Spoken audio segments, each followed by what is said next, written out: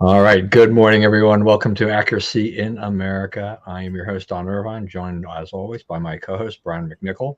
Hello, deplorables, dregs, despicables, chumps, Neanderthals, semi-fascists, and of course those dog-faced pony soldiers.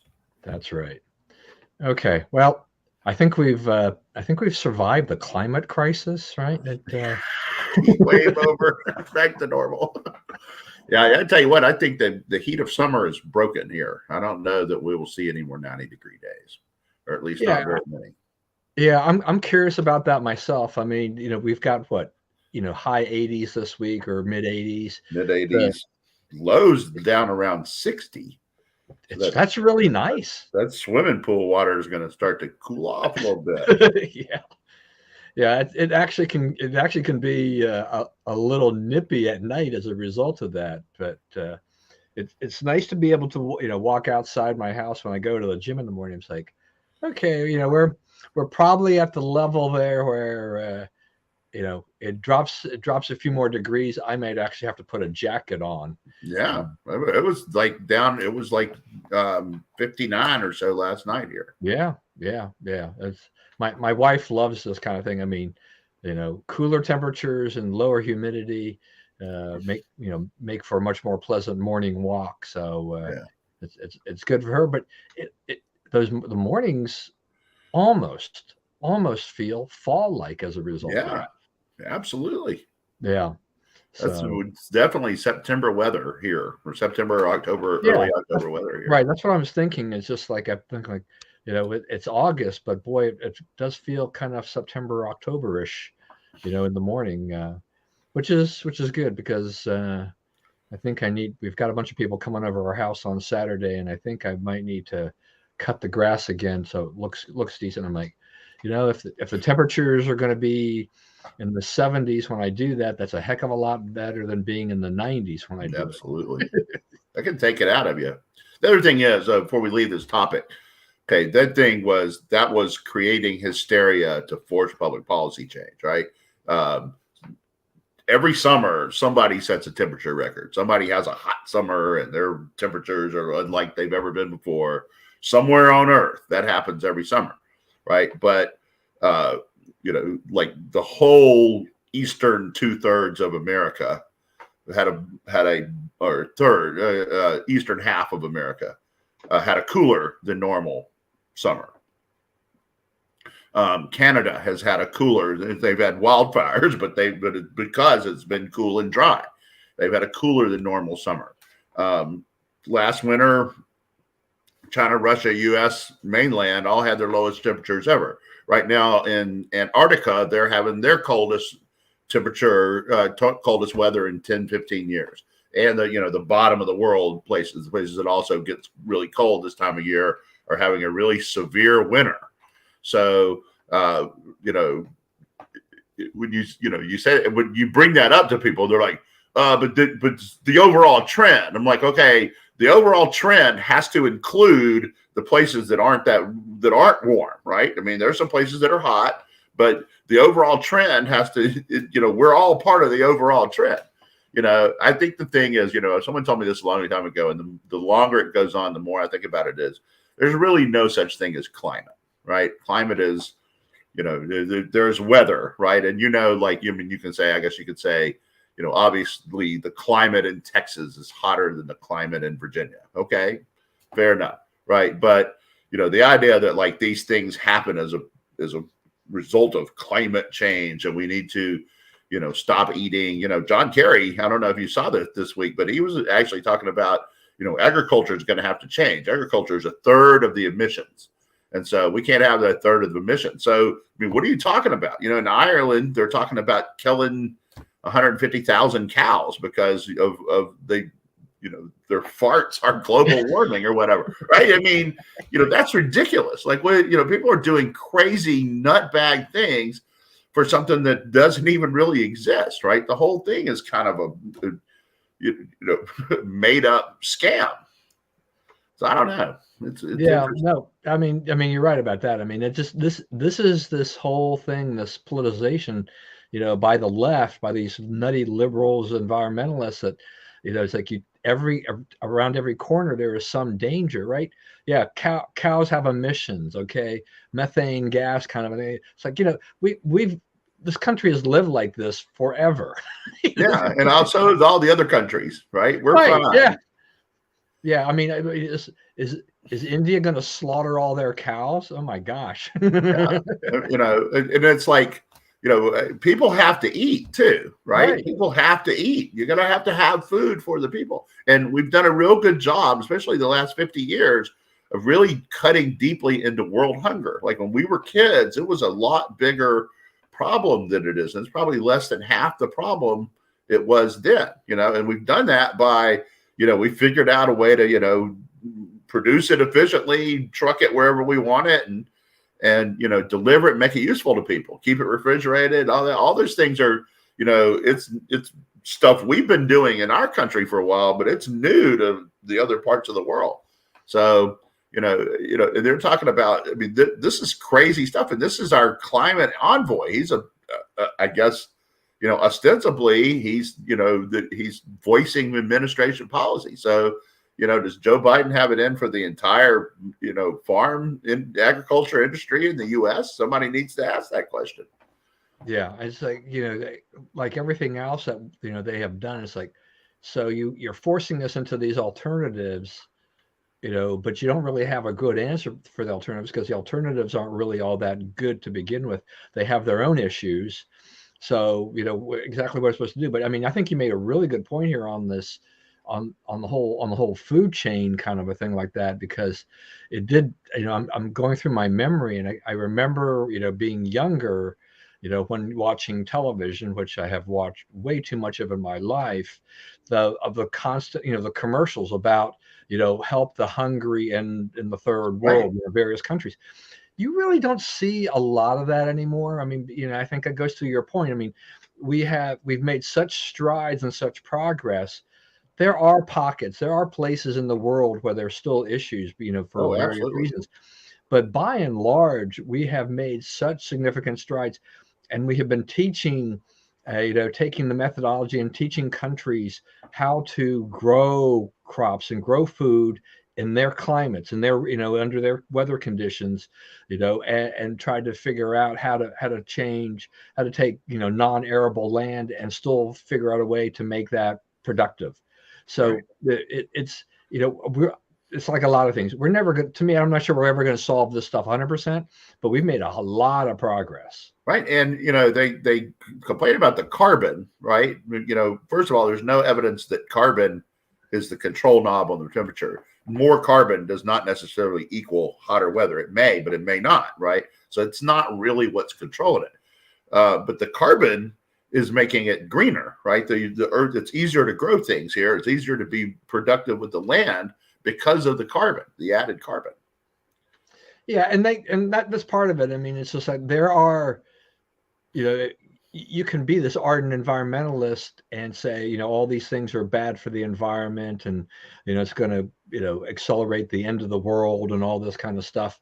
But you can't, you really logically cannot deny that there are, like everything else, there are some positive effects of some of these things that are happening. That we are able to do some things we weren't able to do 10 or 15 years ago. The world changes, things change, Right. and but there's a lot of this legislative change that they want to force down our throats. But once again, and what's the cost of this? I mean, Yeah. what And you have no idea whether it'll work or right? if it'll work the right amount. It's like, I guess the Biden administration is talking about spraying something in the air that will make it, make the less sun make it to Earth or whatever. It's like, what if that works? What if they do that and the sun can't get here? I mean, what you don't want is us freezing to death, right? We'll deal with a couple of hot weeks in the summer. You don't want us freezing to death. A lot more people die from cold than die from heat. Yeah. So, I mean, there's a huge movement on food onto, more plant-based foods. But as we've seen, if it comes to saying like the Beyond Meat, the type of things like that, one of the problems there is that product is actually not all that healthy, Right. because they use so much sodium in there. Yeah. So where are all your health wars? Where are the Michelle Obamas of the world saying, but look at that. I mean, it's like, yeah, it's great that we're not, killing a cow per se for that burger, but the amount of sodium we have to put into this and other things we have to put into this process to make this work might kill you faster. Right. That's right. That's right. But I mean, but the thing is, they're also, pretty publicly stating that one of their policy goals is population reduction. The other thing, when Kerry was talking about uh, uh, doing something about food, he was also talking about, we just went over 8 billion people, and quote, something has to be done about that. Like, what, John? What are we doing? We're going to kill a billion so we get numbers we like? I mean, what's your plan here? So, I don't know. I think that, I mean, it sounds good in theory, right? If you sit down someone, and it's like, I've always, it's like the trickle down economics, right? When they first started talking about this back in the Reagan administration, right? I thought at that time, a lot of the popularity of it was, it was explainable and understandable. And then people thought, hey, I know an economic theory, and I know like the opposing economic theory. So I'm kind of an economically literate guy, and now, right. And so now it's like, I know a little environmental science, and I know a little, I understand a little bit about the troposphere. I'm a little smarter than you think, right? But it's like, you didn't really have the whole picture of trickle down economics. Well, we've gone back and fixed some of our assumptions of that. It was, for instance, trade. Now you can't, the first thought was, of that was, remove all barriers to trade, establish all the trade agreements we could, let those people have access to our markets, right? Because most of those trade deals, it's not really about us getting access to their markets. It's more about how they are going to get access to ours, right? So now we've kind of hollowed out some towns that were factory towns that got wiped out by our trade policy, so we've changed how we look at trade. So you go through these things that get adjusted. They don't stay the same, and they shouldn't stay the same. But, on this one, it's like we're hell bent on, this must be destroyed. We must reduce our carbon footprint and whatnot. And that's the only way out of this, and it's like, well, first of all, what is it we are in that we need to get out? Because it's not, the Earth overall is not really hotter than it was 10 years ago or 15 years ago. The sea level rise thing, it's like, here's the thing about that. I was thinking about this last night. So it's not just that sea level is not rising as fast as they predicted, right? It's that, we were told, New York was going to be underwater by 2000. Miami was going to be underwater by 2015, right? All these other places were going to be underwater. It's not just that they're not underwater. It's that there's no real progress been made toward them going underwater. Like you see these, like one of the things the right wingers put up now is they put up a picture of the Statue of Liberty from 100 years ago and a picture from the Statue of Liberty now. And it's the same. Nothing's happened to the bottom of the statue. They're not, you would think if this was the problem they said it was, we wouldn't be at zero gain, right? We would not, part of, you could say, okay, it's not 20 feet of water in New York City. It's only 3 feet, but it's growing. But it's not 3 feet. It's not even 3 inches. It's 3 nothing, right? We're exactly where we were. Like, you can't even measure the difference. So, this gradual thing that's gradually destroying us, it's not doing anything. So there's no gradual destruction. So why are we making policy, as if something is true that's not materialized? Yeah. As you talk about, we've got to reduce the footprint, and, we've got to, keep the population down. I mean, remember, the whole zero population growth, clamoring and things like this. But look at what's happening in the world today. The United States, Asia in particular, South Korea, Japan, Europe, all these areas, the replacement, numbers are way down. They're now and they're in a really bad spot. Those countries are aging. The young people are, they're not getting married, and they're not repopulating the country. Right. And this is a problem. I mean, there's always talk about Social Security here, which has always been based on having X number of workers, people in the workforce supporting the people in the system. Well, that number, it continues to shrink, and that's not a good thing for the way the system was designed. Right. For people like John Kerry and others that say, we've got, we have too many people or whatever. It's like, around the corner, there's going to be some problems here if you continue on this path.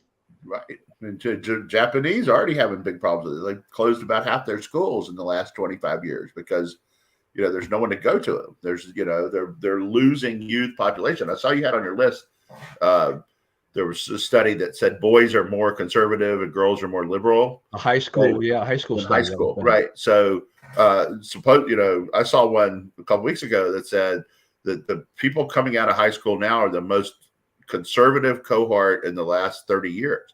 So, they're, I don't know like how it measured out the boys and the girls, but the thing about it is like, from what I can tell of high school, and I had, my daughter just graduated, my son's still there. Like when I was in high school, I went to an all boys high school, and like the number one priority, the number 1 through 600 priority was girls, right?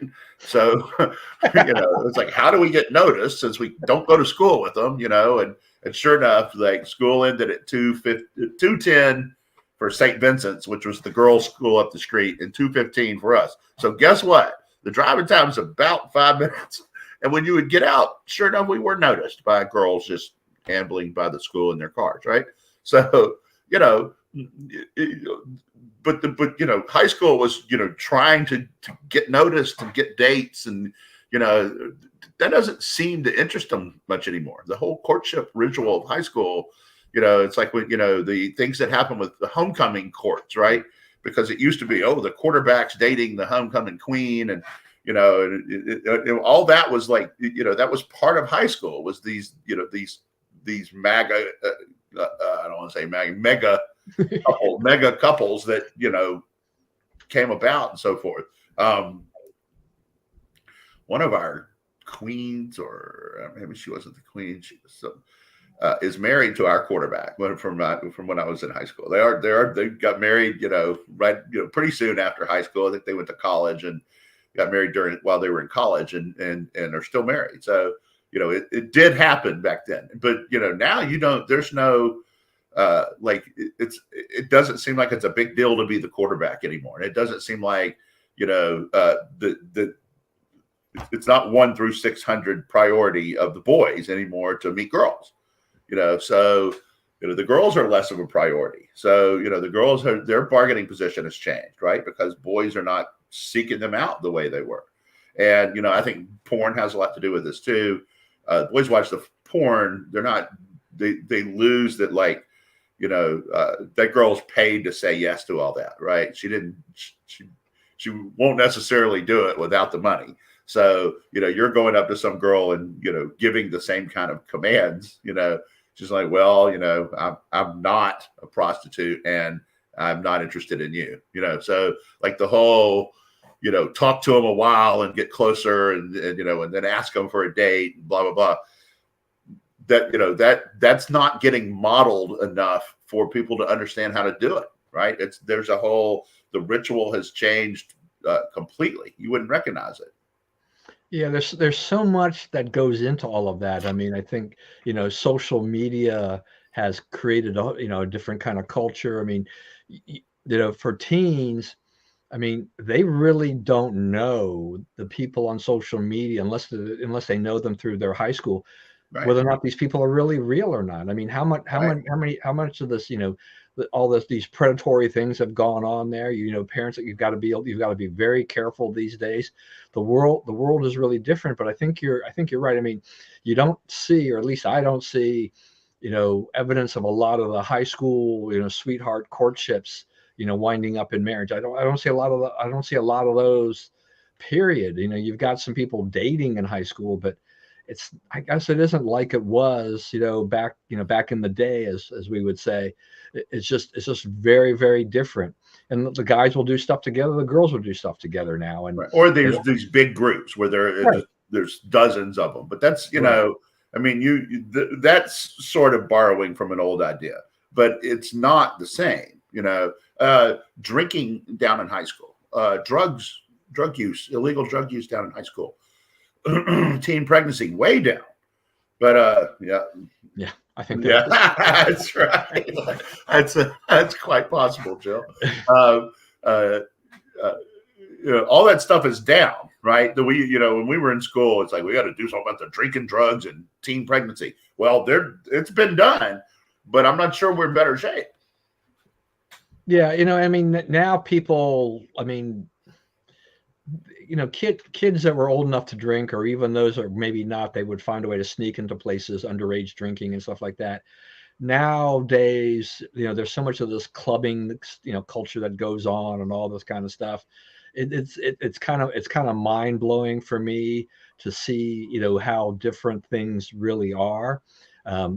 Dating is tough. Relationships are very hard.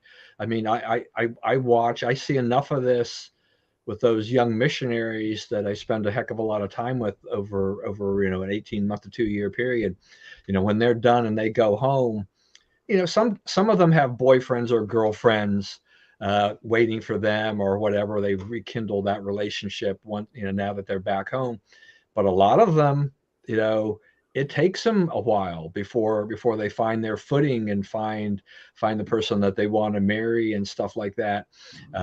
And your guys are finding them way quicker than anybody else. Yeah, yeah. I mean, that is the one. That is the one thing. I mean, those missionaries are now going out. 20 some years ago or whatever, it was 19 for the boys and 21 for the girls, and then it got changed to 18 for the boys, 19 for the girls. That dynamic there changed the number of girls that went on missions. Those numbers exploded across the board. Now that they're only about a year apart on the when they go out there, it does tend to actually get them a lot closer post mission. That we've had a lot of them who are here in the DC area, that went back home, and 6 months later, a year later, they got married. And sometimes you're like, I never saw that one coming. Yeah. I mean, I'm such an old fuddy-duddy. I don't really think about, person A and person B, would they be a good match or whatever. It's just, not in my wheelhouse or whatever.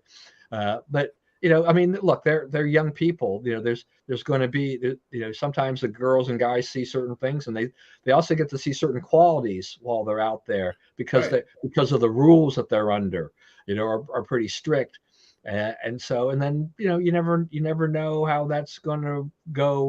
Later on, you date, you might get married. You date, you might not get married to somebody there, but it's almost like a starting point. But yeah, I've definitely seen a lot of marriages, right when the kids are in their, right around 2021.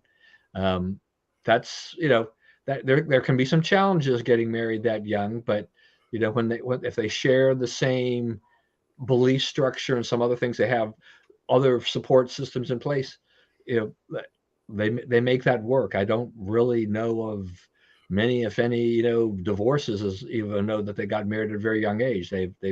They've grown together, they learn together. So it's just an interesting thing to see. But these liberals that got all hot and heavy about population reductions, like, well, we're seeing it happen as a result of a lot of different factors, and as a result of that, the United States as well as the other countries that are already in trouble. Look, I mentioned Japan, and you mentioned Japan as well. We have a good friend of ours. Her mother passed away. She's from Japan. Her mother passed away, I think, a couple of years ago, and she had a house there in a little city in Japan. And they've been holding on to that house, and she's gone back periodically to kind of maintain it and check on the status and things like that. But her mother lived in one of those towns where the population was aging, and as a result of that, it was naturally shrinking. So that this she just completed a trip, which was probably her final trip in terms for a long time, where she went back to her mom's house with the express purpose of cleaning it out and selling it. And she got the equivalent of about $10,000 for selling that little house. Um, because the thing is that most of the houses there had fallen into such disrepair. Most of the houses you can get in that town that are vacant go for nothing. You can't even sell your house in a lot of places because there's no demand for the house. Who the person who's spending $10,000 is still going to have to put some money into it to kind of fix it up and get some things done and stuff like that. But that's what I mean, Fetterman was talking about. He lived in Bradford. He was mayor of Bradford, PA, which is right outside of Pittsburgh, and he bought his house for $16,000. That's pretty cheap for a house. Yeah, well, when did he buy his house? Do you remember? I don't remember, but it's not all that long ago, right? Maybe the last 10 years or so. A little bit different than when my parents purchased their house in Maryland for what, $30,000 in 1965 or whatever it was. It's mind-boggling to think that there was a generation. Economics were different. I mean, the salaries were different too, but right. That $25,000 or $30,000 or whatever could buy a house, and that was a fairly good size house. If you wanted a smaller house, you paid $20,000 for it or $15,000. My parents paid $13,300 in 1961. Yeah, for like 3-bedroom, then upstairs and all that. A house where you could have kids. Yeah, his payment was $89 a month. Yeah, I have no idea what my father paid, but his mortgage was unbelievable, isn't it? Then to think about how different things are. I mean, inflation plays a part of it, but $89 and the price of that house, even if you take in inflation, is like it doesn't make sense. It's nothing close to what I'm doing here. I can tell you. Yeah, and so there are going to be things that we have to deal with along the lines. All right. We need to hit some other news here too. Okay. Hunter Biden, I don't know. I mean, this is how much of an albatross is he, for Joe Biden in this campaign? I mean, there's this talk about the Foreign Agent Registration Act. Was he really a foreign agent? You have this guy, Devin Archer, testifying behind closed doors. There's, and seemingly, contradictory statements, I guess, if you think about Biden about during the campaign. He's talking about Hunter didn't take any money from China and stuff like that. But there's definitely seems to be evidence that he had plenty of income from that, and obviously from Ukraine and Burisma and stuff like that. Was Joe lying in 2020, or was he just completely stupid about what Hunter was doing? All right. Well, there's a few things I want to say about this. First is, Joe said on the campaign trail and repeatedly since that he did not have anything to do with Hunter's business, right? I think we've broken through that wall. I think it's pretty well established that he did have something to do. So, but that's a lie told on the campaign trail. The punishment for that is to elect his opponent in the next election. Right. We're going to go through campaigns and prosecute people for what they say on the campaign trail. We're gonna need federal prisons just for that. The evidence, Devin Archer, added some flavor to stuff. He puts Joe at meetings where Hunter was doing business, where there's the transcript of the call or the tape of the call where Hunter is saying, you guys aren't paying me, and I got my dad sitting here and he's upset and this needs to be taken care of tonight. Right. So he's clearly saying, don't make my dad angry. Right. It's not me. It's like, you don't want the vice president coming down on you. So, I mean, the idea, and of course the left runs out and says, Joe never talked to these people about business. He didn't do anything wrong. What is this witch hunt even about? it's about quite a lot. Then they have a lot of records. They have a lot of bank records of suspicious deposits. They have records of them receiving money they shouldn't be receiving.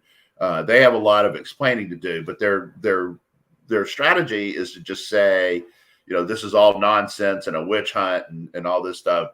And they've got the media believing it, or parroting it, whether they believe it or not. Who knows what they believe? So I think the key point of this is going to be Joe.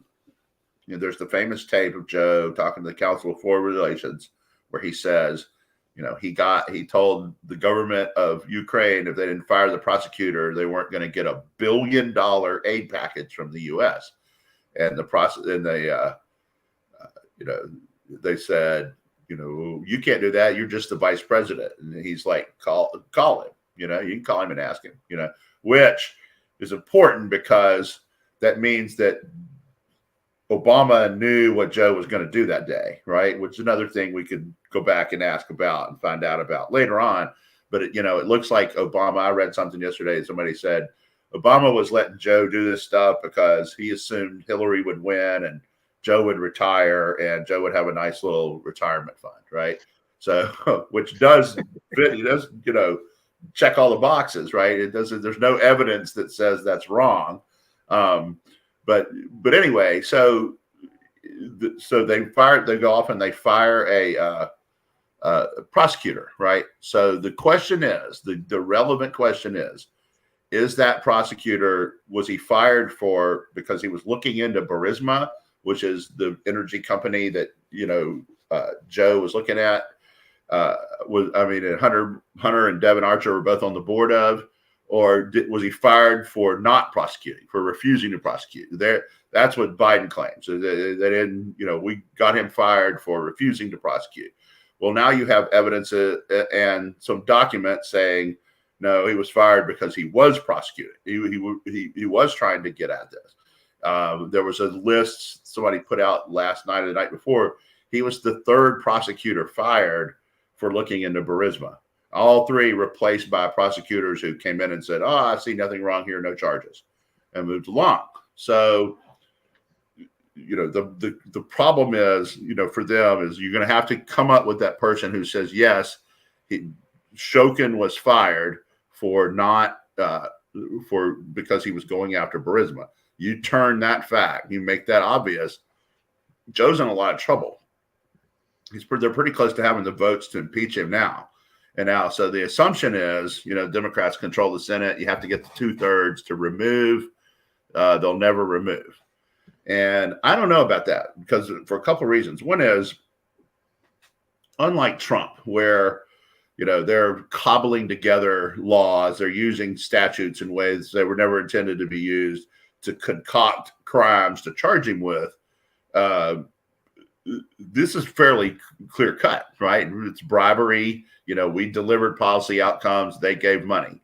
There's shakedowns. There's records of, time to pay or you see, Rocco helps you find your checkbook, right? Or whatever. So, the three things you can be impeached for removed, right, are treason, bribery, high crimes and misdemeanors. And it's possible the Biden's hit all three. It's possible Joe hits all three. So if this gets to rolling downhill, there's an impeachment. The evidence is obvious. You have the witnesses saying, Shokin was fired because he was about to expose Joe's dirty business in Ukraine and so forth, right? If you get all that in place, would the Senate vote to remove? And I'm not sure that they wouldn't because, for one thing, it's a way to end it. For another, a lot of them have various levels of discomfort with the president. Elizabeth Warren's not a big fan. Bernie's not a big fan. All the people who were ordered to step aside in 2020 and let him win, right, in South Carolina, they sort of have a complaint, right? And plus, if Joe's removed, Kamala serves out what's left of his term. By the time it happens, that's probably a few months, right? And the field is clear, right? Instead of presumptive nominee, right? Which Joe is right now. Marianne Williamson is not going to catch him. John RFK Jr. is not going to catch him, right? The field's clear. Everybody can get in. They can all get in there and run again. So, if Joe thinks like his party is going to take care of him, like the Republicans took care of Trump, I think he may be sadly mistaken. Yeah, it'll be interesting to see. I mean, we know that McCarthy was, they were on the verge of being able to start their inquiry. They're going to have that.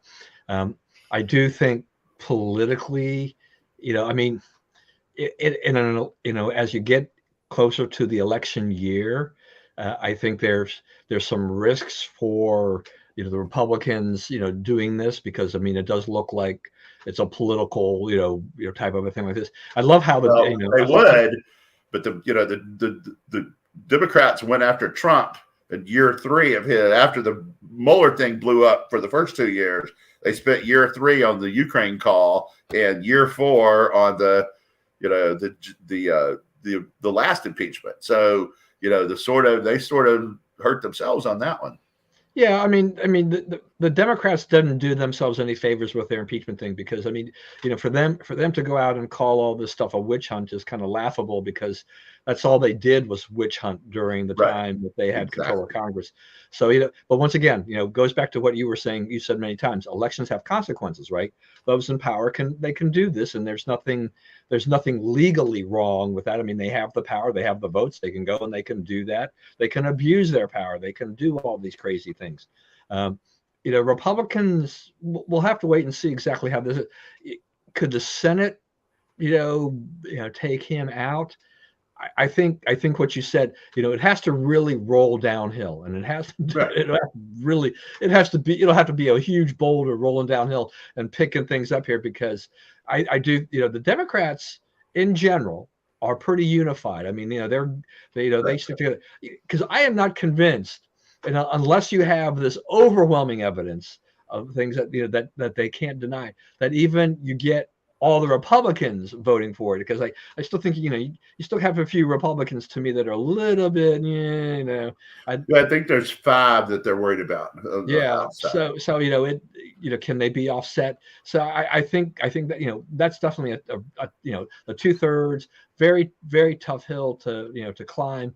Not impossible, but it will take a lot of things to go exactly, into place, to fall into place in order to make that happen. But I think you are right in the sense of, are the the Democrats, I mean, I think this is obvious. We see poll after poll after poll. Biden, his popularity among the Democrats is not very high. No. Well, a lot of the Democrats are very uneasy about him being the nominee. We have this New York Times Siena poll. It says he and Trump are effectively tied. These are things that scare the Democrats. I mean, for heaven's sakes, Donald Trump just had his 3rd indictment. I mean, right. They're not going to indict him out of this race. That's the other thing. Is like Biden's strategy for winning this was to throw enough legal stuff at Trump that he could not run or could not be effective. And he's thrown most of what he's capable of throwing, and he's not hurt Trump yet. No, Trump has been able to use all of this to his advantage. I mean, I'm the victim. Those guys they're coming after me. They're just because they'll know I'll beat them. Who took the Justice Department out of control? This is this. Yeah. He uses this very effectively, and his base is there. Yeah, I mean, they don't. That base doesn't really waver. I know it frustrates the heck out of the never Trumpers and others, but it's undeniable that how many more of these. Look, if Georgia goes ahead and they go and they do their thing, I don't think it hurts Trump any more than anything else up to this point in time. He has withstood all of this. He has used it to his advantage. Biden. I mean, what has Biden got? Biden's got a lot. Biden's got Hunter and those issues dragging him down.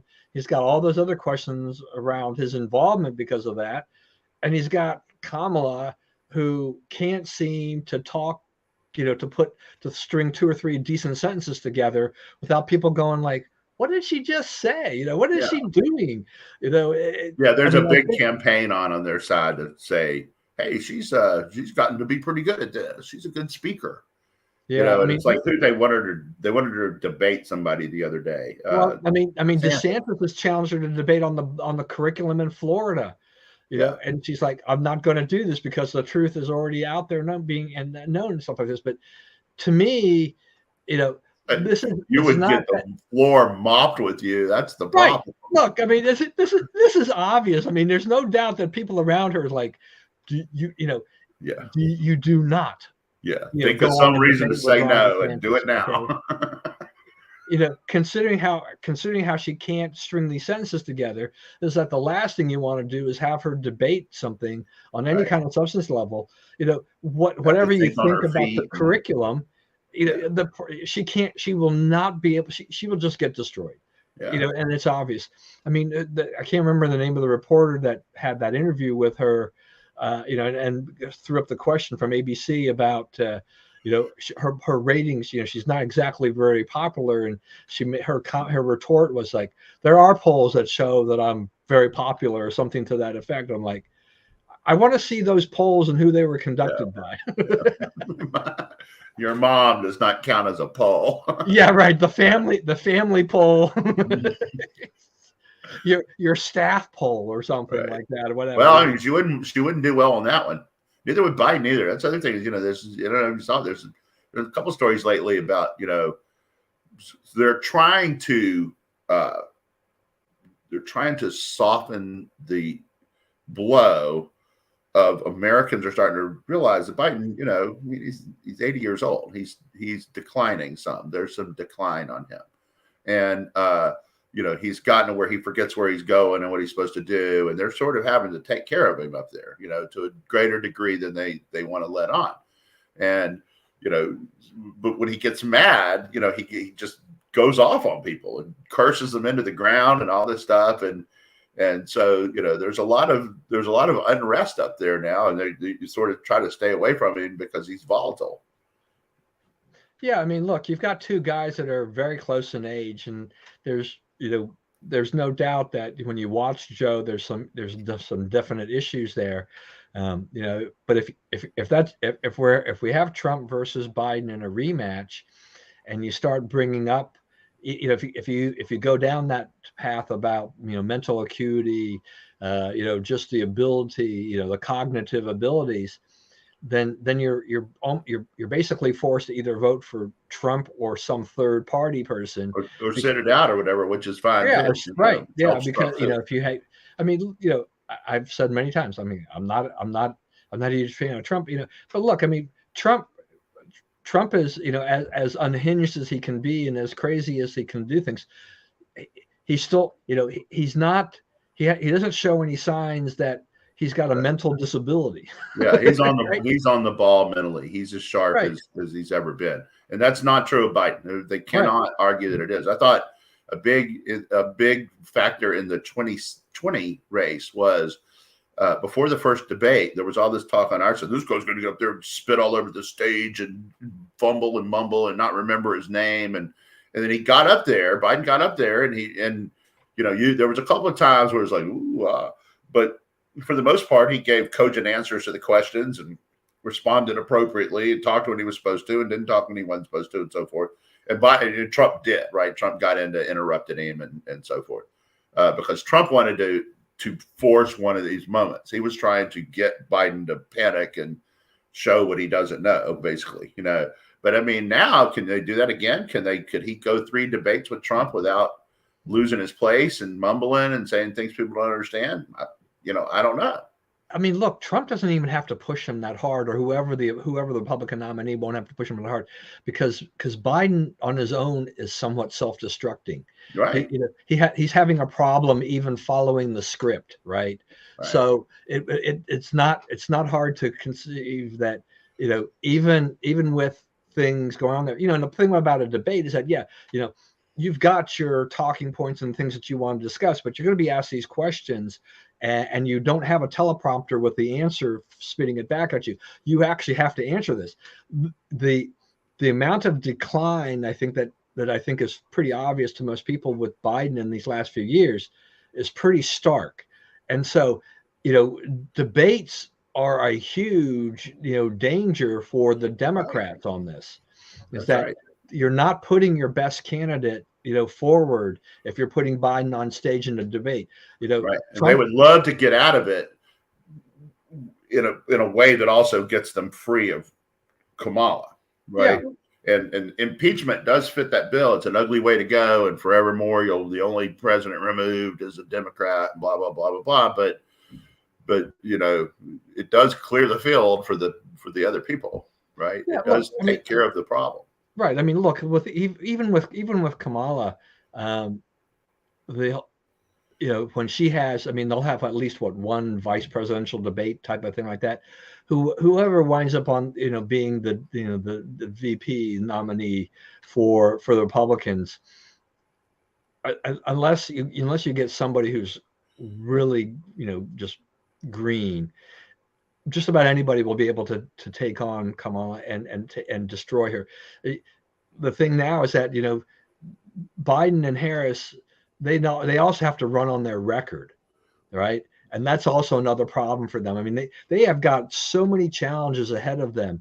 They're in, between Biden's inability to really get through things, and Kamala can't string together these sentences and, cogently and stuff like that. And their policies that they have enacted over the last 3 years, all Yeah. the things that are coming, into play here Yeah. Oh are yeah, just gasoline up a quarter last week, right? right. I mean, yeah. I mean, I was shocked. I mean, I can't quite figure out the gas prices where I live, because I've got this one Shell station that has actually been holding the line at 369. And when they were at 369, they were at the top end of where those stations were. And we have an independent station. We have this Liberty, which you may Right. have. There may be some of those in Virginia, but Yeah. everybody's always got something. And the Liberty has always generally been the low ball person, Right. outfit. Well, now I think Liberty, I think I passed by it the other day. I think they're at 383, and the Shell here's at 369. But I've got an Exxon around the corner that's at 409. But we've got this we're using this BP credit card thing, 50 cents off a gallon for the first 60 days. So I'm like furiously only going to BP, and so the one I go to, um, Of $1 million credit card bill, but well, there is a limit. I don't drive enough to actually, right. go anywhere near that. It is nice to see 50 cents go right off the Yeah, pump there. But definitely. I mean, I hear there you on was a that. point there where we were paying $2.99, and I just gassed up my wife's car the other day and it was $3.24. There's 25 cents. That was 10 days. 10 Yeah, days. 10 days. And so that's $3, $4 on the price of the gas, right? I mean, Depending on how yeah. much So you it's, get. and so, but I'm just using this credit card deal. I'll be paying what every other chump is paying here, in the next 2 weeks. I think I've got less than 2 weeks to go on this deal, and then I'm doing this. But I'm like, when I'm seeing that Exxon, which has never been a cheap station anyway, but when I see them going posting a price of over $4, that's a red flag to me. And I think about how CNN in the past, it's like, well, gas prices have been right. There was a nickel last week, but we were paying $5 last year at this time. Well, we're creeping back up there, folks. That's right. And And that, how's that's it the hitting the bottom farm? of everybody's balance sheet, right? Is energy. So, if it goes up, then, the price of everything starts going back up, right? And Right, right. I mean, you're still twice the level of inflation when Trump left office. We're still at yeah, twice what it was. yeah, And people don't understand.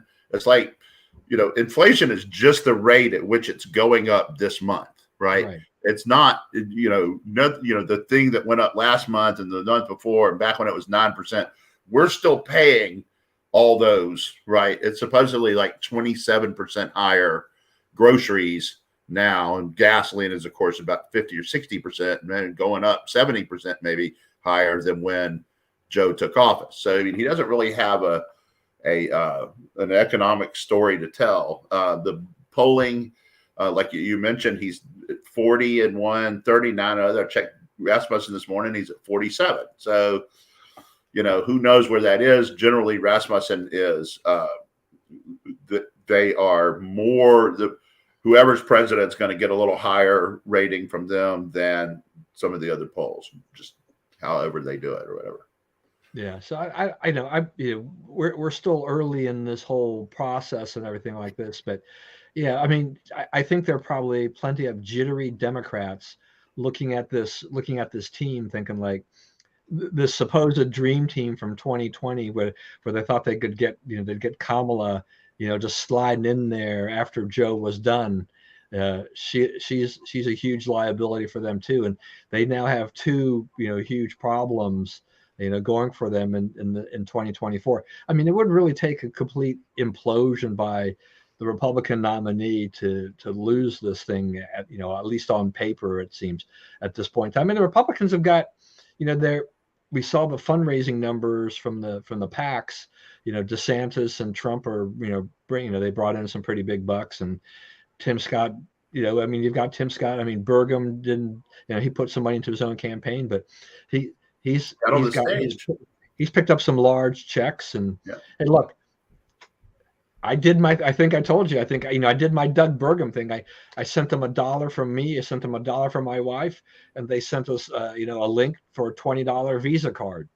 You can get it either by mail or you could get the email. It's like I turned the $20 Visa card, the first one, into a $20 Walmart gift card. Right there, you go. Now I'm getting and I didn't remove myself from the Burgum text thing because I'm kind of curious as to what he's doing.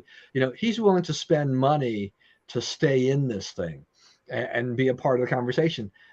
I want to listen to the guy. I mean, I like the variety of what we've got out there, but I think I kind of like Mike Pence and Tim Scott. I just don't know. Pence didn't raise very much money. The question, it's going to take a miracle for him to get into this thing. I mean, I think right now, I don't think he even qualifies. That's right. On the polling for the first debate, and we're about what 2 or 3 weeks out from that thing. 24th, right? Yeah, something like that. So we're getting close to this time where he's going to have to get his numbers up to qualify.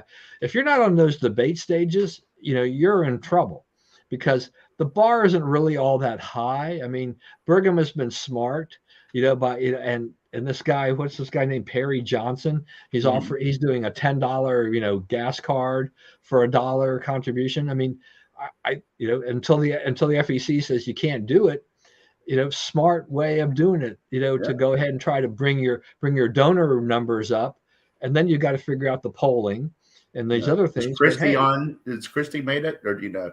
Yeah, Christie apparently is qualified. Yeah, for the debate, he's got he's got all the numbers in there. Yeah, so, I mean, Christie. I mean, we know pretty much all he's going to do is trash Trump. I mean, that's it's like you really can't run the country like that, buddy. He's not going to get, he's not going to get 4, 5, 6%, 10%. He's never, he's not going to get to these numbers unless other people drop out. But the attraction level of Chris Christie is very limited, Right. So outside of the Acela corridor, virtually nil. Yeah, so he's not going to get very far. So we'll see. And the RNC has raised the bar a little bit. They're increasing, I think, the polling numbers that you've got to have for the second debate, and you've got to have like 50,000 donors and not 40,000 donors and stuff like that. So Burgum may have been smart on this because he needed 40,000. They're giving away 50,000 of the $20 gift cards, and part of that was to have some cushion. But if I know he's past 40,000, he probably can hit the 50,000. I don't know if he can hit. I don't know if he's close enough to hit the higher polling numbers. But we could see Doug Burgum in second debate, and but Mike Pence, if he doesn't make the debate stage and for number one, he's got to make it for number two. Right. By that time, he's got to get his fundraising in gear and do it. But it's just there's a lot of people in there. I kind of I like to hear a little bit more of Tim Scott, and I don't mind listening to Nikki Haley, and let's see here what they've got. But I think right now it's a Trump DeSantis thing because they're raking in the bucks.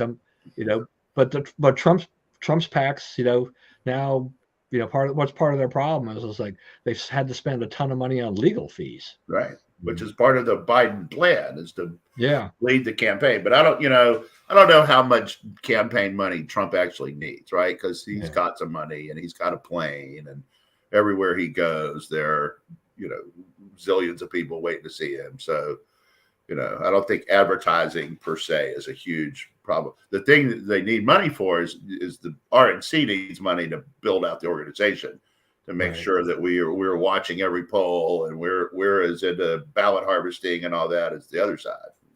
All right, so we're running low on time, so wrap it up quickly with your final comments. Well, one thing is, like, the trade deadline went by yesterday in Major League Baseball. You should be smiling. Daddy came home. So I would say that, yeah. So the Astros got Justin Verlander for 2 minor league outfielders. One of them was, I think, our top prospect. We don't really have a lot of top prospects because we had 2 years. We didn't get any first or second round draft picks because of the banging on the trash cans thing. So, this is a point in Astros history where we don't really have much on the farm to trade anybody.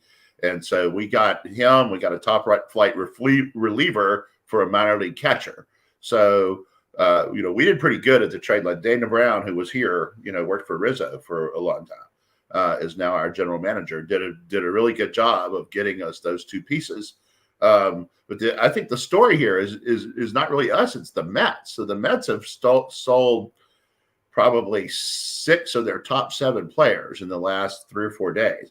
They had the most expensive payroll in baseball. They're about 6 games below 500, and they just sold out. They just said, we're not going to win it like this, and got rid of all the players who were and pay. In the case of us and the Max Scherzer to the Rangers, they paid us to take these players off their hands.